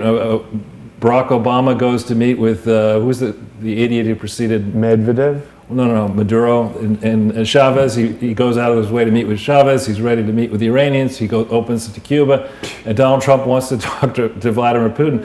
And they try to chase him out of office. Yeah, this after Barack Obama and Hillary Clinton pressed the reset button and were hunky-dory with Which Russia. was actually the overcharge button. Yeah, the FU button. Yeah. So if we go back into the slide, now this third link, people seem to have forgotten that there's a former governor in Illinois. I think most former governors in Illinois end up in prison or accused of something. But people were expecting Blagojevich to get a presidential pardon, but he didn't. From Trump? No, certainly not from Trump, but from Barack Obama on the way out the door. And thankfully Barack Obama did not pardon this guy. But there was a lot of crooked stuff going on in Chicago during this transition period. When I think, going back to what Mueller did to Trump, I think we really need to see the emails and communications. The public needs to see what was going on in the transition period from November, election day 4th, I think it was, 2008, to January 20th, 2009. There wasn't only the investigation into Blagojevich, there was an investigation, I think, touching whether Barack Obama's Senate seat was being sold. There were other questions around the campaign, and so we may never actually get to the bottom of all the murky stuff that may have been going on in this period, and how much of that murky stuff did the Clintons know about? What did Rahm Emanuel, wasn't he chief of staff at some point for Obama? I think he was, yeah. And isn't it weird to leave that position to go become the mayor of Chicago? Is he pulling some strings for Obama in Chicago? He must really love that deep dish Chicago pizza. I mean, weren't you just in Chicago? Yeah, I interviewed Robin Gritz in Chicago. I didn't have any deep dish pizza, though. And no Chicago steak? No. No, really. Okay. I have been to Shula's Steakhouse in Chicago in the past. Never. That's a good place. So if we go back to the slide. And Ditka's Steakhouse. Ditka I'd go to. Ditka. Ditka is very funny. This is before the heart attack or after? All right, so it's important to understand here that, here we have, in the scandal-free Obama presidency, we have a team that decided to let the Clintons operate the secret server and these secret emails and these multiple secret aliases, and let him do that while she was a cabinet secretary and afterwards, and even decided to campaign for her. I mean, these are some... Hug her and all those super awkward photos. And do the Cialis commercial with her. What? When the 60 Minutes interview where Obama twinned up with Hillary Clinton, and he was so complimentary. He said she was one of the best secretaries of state ever. And the most qualified person ever to be president. Including himself. So stupid. I mean, somebody made a fake Cialis commercial about that. Oh, that's funny. But anyway, so if we hit this Judicial Watch link. Let's see what Tom Fitton is up to. This is that famous Memorandum of Understanding. We go back, this was released December 3rd, 2013. So well after Barack Obama had won re-election. This is a memorandum of misunderstanding? Well, this is the real one, not the one that was circulated to get Hillary across the line through a confirmation period. This is the one, the final 5th page. And this was provided by our government to Tom Fitton's group. Which later they faked the date. Yeah. The real thing was signed on the 16th of November 2008. Looks like by Valerie Jarrett, who couldn't possibly have known the true state of the Clinton Foundation, but it was also signed by a gentleman who had received a memo days before saying that the Clinton Foundation was a disaster. From Kamiki Gibson. From Kamiki Gibson. So, this is the way I would be looking at this. I give Valerie Jarrett the benefit of the doubt and say, how could she possibly have known that the foundation was in such horrible shape? I mean, the paperwork hadn't been filed, so she wouldn't have had the most recent information. But Bruce Lindsay would have known, and we know Bruce Lindsay knew, if the Kamiki Gibson memo is real. And if Why would it not be real? Well, it's in WikiLeaks, so it may or may not be. But nothing in WikiLeaks has ever been shown to be not real. I know, I'm just saying I don't affirmatively know that Bruce Lindsay actually saw the Kamiki Gibson memo. I know that a draft was issued. I don't know if that's the final draft. Maybe she was leaving it in the draft folder for people to steal. Exactly. So if we go back into the old slide, It's very important that people understand that to look at this gigantic mess, you can't get lulled into the false sense of insecurity of just saying, well, that's the Lois Lerner scandal. That's different than the State Department scandal. That's different than the Clinton Foundation. That's different than public. They're all one and the same. You keep it simple, stupid, is the way I do. Looking at myself in the mirror. Keep it simple, stupid. You've got the twin pillars of Clinton corruption are you get somebody in a powerful position who will stand up there, put their right hand on that Bible, you know, what happened, and and lie their ass off. They could release a greatest hits album of scandals, right, and it wouldn't, you know, it'd be like, oh, I forgot about that one. So the first plank of it is you lie under oath, and then you obstruct justice. And, you know, the whole operation is a conspiracy. So it's a conspiracy involving lying under oath and obstructing justice. That's what this is all about. It's played out in many different formats and forms around the world, and all these things need to be woven together. We can't we can't say, well, no, that's a Lois Lerner tax thing and it's been settled in this way and that way. No. We've got to put it all together into one comprehensive timeline, understand all the co-conspirators, trap them all in this together, and then get them to sing. Yeah. Now, we also deserve to understand, you know, the truth about what happened in the 8 years and afterwards of the Obama presidency. Now, I wrote this piece here for the Washington Times because I felt I had written quite a few different articles that I think the whole story, the known picture so far on the period January 20th, 2009 forward, is one big fable. That when we correct for the fact that the central banks around the world have lost their mind and deficit spending is out of control, we have Democrats today voting against a tax bill that will increase government debt $1 trillion in 10 years, when under Barack Obama's 8 years, we increased the federal deficit, our debt by $10 trillion. Okay, just nonsensical. Didn't he like double it from every president before him? Yeah, from 10 to 20 in 8 years. And the Democrats, you know, they're fine with that. Let's rush that one through and let's joke about a stimulus that's almost $1 trillion. Nobody knows what happened to it. But when Donald Trump wants to propose a tax plan that will increase the debt by $1 trillion and change over 10 years, oh, that's irresponsible. That's a giveaway to the rich. So if we go back into the slide, we really deserve to know the whole truth about Benghazi. And if we hit the link there,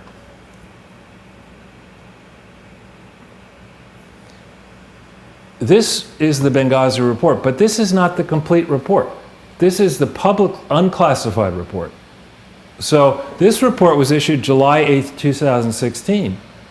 We don't yet know how much of the information that's in the FBI vault concerning the mishandling of classified information investigation that started on July 10th, 2015. We don't know how much of the information, the 6,458, whatever it is, 6,548, whatever the number is, of documents that are in the FBI vault contains stuff. How much of that is relevant to this Benghazi thing? It was a hot summer for Hillary Clinton. Right. So we in the public don't know that. But certainly the people who have the highest classified levels, and people like Trey Gowdy and Jim Jordan, Mike Pompeo is now, I think, head of the CIA, and some of these people on the Benghazi committee really need to wrap their minds around how much of this information that's now in the FBI vault was purposefully withheld from the Benghazi committee. Mm-hmm. And would the Benghazi committee's conclusions have been different had they had access to this information? Right.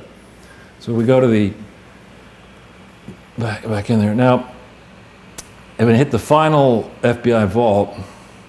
We showed this to you before.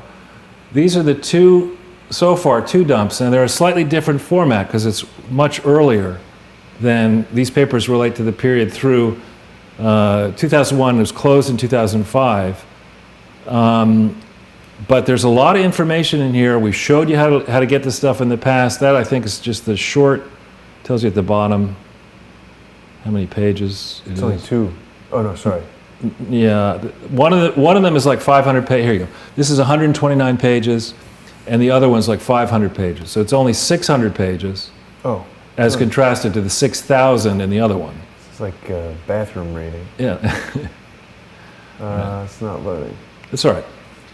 But from this, what we see, or what I've managed to see so far, and I'd love to have some help from the FBI, what I see so far in all this is that while George W. Bush was president, and while he was running for re-election, the Clintons seem to have, I'm sorry, the preceding page. Sorry. It's okay. The Clintons seem to have the ability to stymie a robust investigation into their own foundation, just at the time that its frauds were expanding. I mean, how did that happen? They controlled, all that stuff, Department of Justice, like you said, through compromise, years and years of compromising these people. You pay Comey, $6 million while he's working for, Lockheed Martin, Northrop Grumman. Which did he work for? Lockheed. So, and now it's like, hey, remember that $6 million that we paid you illegally? You better make sure this thing goes away. We'll see. So if we go to the next page, and we start, again, some bleeding, that's okay. The road ahead is where this one starts. At this moment in time, we have people really across the spectrum preparing for, civil war is too strong a term, but we have hotheads like Eric Holder, who were happy, who described himself with a straight face as President Obama's wingman. Holder did when he was Attorney General. I'm President's wingman, but he's upset about Sessions. He's a guy who was viewed it as a badge of honor to be held in contempt of Congress. This is top legal officer of the land below the president. And he's now stirring up trouble under the theory that Donald Trump is about to fire. But Trump said no. Well, today Mueller. He said no. The theory amongst the left is that they're just trying to get the tax bill across the line. The second that's voted, then they're going to fire Mueller. There's a lot of good reason to fire Mueller. Which gets us to the next several points here. When I look through this, I'm not a lawyer, but I do think I understand conflicts of interest. I think that the record I see here involving Bob Mueller while he was head of the FBI, the record I see involving James Comey in his various positions, the record I see involving Rod Rosenstein, these are all crucial people tied into and spurring in and leading and directing the investigation into Donald Trump. These are people who have a lot to lose, if the real comprehensive truth ever gets exposed as to what happened both with the Clinton Foundation, with the Lerner scandals, the email scandals, Benghazi, et cetera. They have a lot to lose here. And so I wonder if we aren't in a place where neither side will be happy with whatever conclusions come out. Either Trump is guilty, Trump is innocent, Trump had nothing to do with it. I just think we're in a position where we are, as Joe DeGenova said, and as others have picked up on, I think we're already well into a constitutional crisis, which brings us to the question of who might help us out of this crisis. Should we have confidence that the Inspector General in the Department of Justice, who commenced an investigation supposedly 3 days before Donald Trump's inauguration, is that person somebody of the integrity, that's high enough, whose result could give us confidence that he's done a thorough view of it. So we can hit this link here, and we will meet the Inspector General of the Justice Department, who's leading this charge. And his resume on many levels is quite strong. Oop. Sorry. That's all right. This came over here. There we go. Michael E. Horowitz. Okay. Now, he began April 16th, 2012, so before Barack Obama was reelected. Okay. He had been Senate confirmed before. He worked at this very big law firm, Cadwalader, Wickersham and Taft, 2012. That's very good. But look here. Prior to working in private practice, Mr. Horowitz worked in the Department of Justice from 1991, so under HW, to 2002. Under W. Well, that's under Clinton. 2002. I'm just saying in the bulk of Clinton's, right? Yeah. But this is in that crucial period where he's being where the FBI opens an investigation with the U.S. Attorney Southern District into the Clinton Foundation. This guy's in the Department of Justice doing nothing, and he's also he served as an assistant U.S. attorney for the Southern District of New York. So I wonder whether this guy, is going to be able. I mean, certainly smart. He got magna cum laude from Harvard Law School. It's very difficult. Summa from Brown. He's a smart guy academically. His specialty is ethics. He is the Inspector General of the Department of Justice. But in order for this gentleman and his team to do the job that needs to be done here, their report better cover what happened with the first Clinton Foundation investigation. It better cover why the IRS didn't go after the Clinton Foundation. It hasn't gone after the Clinton. It better cover why Eric Schneiderman and the Attorney General of California haven't gone after the Clinton Foundation and stopped it from fundraising. And if it doesn't cover those issues, it's certainly not going to satisfy me. Mm-hmm. And then they got trouble for real. So it's not that. It's just I think they really. It's incumbent on this man and his team and President Trump and his team to get to the bottom of what really happened here. If you're serious about draining the swamp, you're serious about applying the laws equally, without fear or favor, having to do with your political affiliation. This is a gigantic problem. Before we started this broadcast, I had the opportunity to watch President Trump give his speech, which I thought was actually very well done. And one of the things he prided his administration on was that they had decided to tackle problems head on. Toughest problems head on with vigor. And this is perhaps the toughest challenge, a looming constitutional crisis. He's got to tackle it head on. He's got to get to the root problem of all these issues. He's got to expose the extent of the corruption, not only of the Clintons, but of the people inside government who saw the problems and said, go keep doing it. For the people who are wondering specifically what is the constitutional crisis that you're talking about, well, so what Joe DeGeneva, he's a former U.S. attorney, I think, in Washington, D.C., very able, very experienced guy. His contention is that the evidence that's out there already shows that Comey let Hillary Clinton skate. And even though by all rights, we have the Corinne Brown example going at the same time, by all rights, Hillary was involved in so many different scandals with so many other people that she surely should have been prosecuted. If Corinne Brown deserved to be prosecuted, Hillary certainly deserved to be prosecuted. So that's the constitutional crisis? Double standards, lack of confidence. Got it. And people are going to whip it up on the right and the left. People on the left look at the whole Russian collusion delusion as an argument for Donald Trump and Manafort and others connected to Trump to be brought down over a constitutional crisis of allegedly rigging the election in 2016. Other people care about the public integrity issue. Charles, overwhelming amount of comments coming in saying that Horowitz is a swamp monster. Horowitz is not a good guy. All right, well then, if that's the case. Most likely part of the swamp. He will cover up all the corruption, keep the status quo. A lot of people do not like Mr. Horowitz. Well, in that case, Mr. Trump needs to have a contingency plan. So I'm pretty sure that may be... That's the last page? The last page. Congratulations. Record timing, under 2 hours. Oh, yes, it was 1 hour and 58 minutes. Well, it's something else, Charles. Every week, it's a litany of insane Clinton crimes. It's just shocking to me, people who think that Hillary Clinton is just fine and dandy. Well, what we're going to do in the special holiday season, and to our viewers, Happy Hanukkah and soon Happy Merry Christmas. I refuse to wish anybody a Happy Kwanzaa. Why? That's a made up. Is it? Yeah. What do you mean?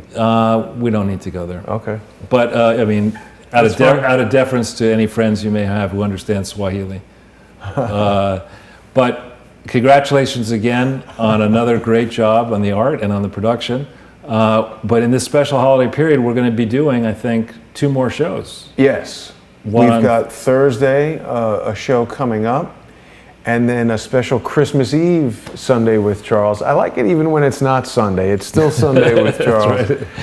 But so I guess that's going to be all for today. I want to remind people to make an effort to support Quinn Michaels, even if it's just subscribing to him on YouTube and following his research.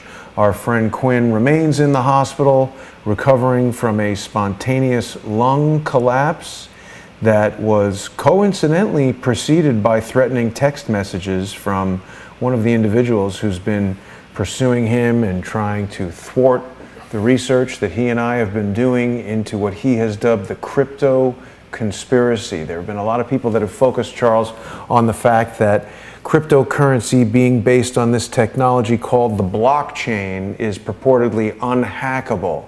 And I know you're not necessarily a technologist, but when I tell you that, hey, here's some technology that's unhackable, what's the first thing that comes to your mind? Yeah, it's a curse word, or as Adam Sandler would say, a curse word. Yeah.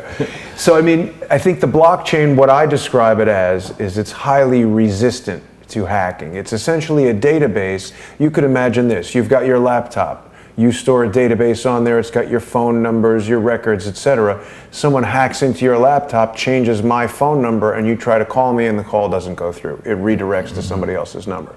Now imagine you had your database stored on 1,000 computers or 10,000 computers or 100 million computers. And each of those computers are checking with each other to make sure the database records always match. It becomes much more difficult to change that record. So it's sort of this constant verification process. And the blockchain itself is highly resistant to hacking. But in order for you as a consumer of cryptocurrency to utilize these things, you need to buy them and sell them through these exchanges that you and I have discussed, how Coinbase and some of the other commercial exchanges themselves are subject to manipulation through a variety of means, including by potentially the owners of these exchanges, where they can freeze trading or slow it down or manipulate it based on what's happening with the price. So, Quinn has been doing a lot of really groundbreaking research into how other cryptocurrencies are coming out that are, forks off of the Bitcoin blockchain and things like this, and how huge banks of digital slot machines could be used for mining future cryptocurrencies, or something along those lines. We don't really know. But as we are investigating it, the attacks have really intensified in terms of, Cheryl Atkinson describes in her book, The Smear, these types of online attacks from shady political operatives, and we are seeing exactly that. So we hope that what has happened to Quinn was just an unfortunate accident and that he'll have a very speedy recovery. And again, I want to encourage everybody to follow Quinn on Facebook, follow him on Twitter, join the Rahula Club, and certainly let's help Quinn with his medical bills and his recovery by joining him on PayPal. You can go to paypal.me Rahula Club or patreon.com Rahula Club and become a regular sponsor of Quinn. And certainly we appreciate all of the generous sponsors who make this community-supported news resource continuously available. We're relying on sponsorship payments from our viewers, from our Crowdsource community, and you can do that at paypal.me Crowdsource the Truth, or become a regular monthly sponsor by signing up on patreon.com Crowdsource the Truth. And Charles, as you pointed out, we have got over 36,000 regular subscribers to YouTube, and certainly if even a small fraction of those subscribers became Patreon supporters for even $1 a month, the organization would remain financially healthy through 2018, and we can continue to bring a lot of investigative reports and some of the exciting information that you're bringing forward. So we'll see you again on Thursday. I want to thank you for coming by again and sharing this blockbuster information. I want to thank everyone for watching. We'll see you tomorrow.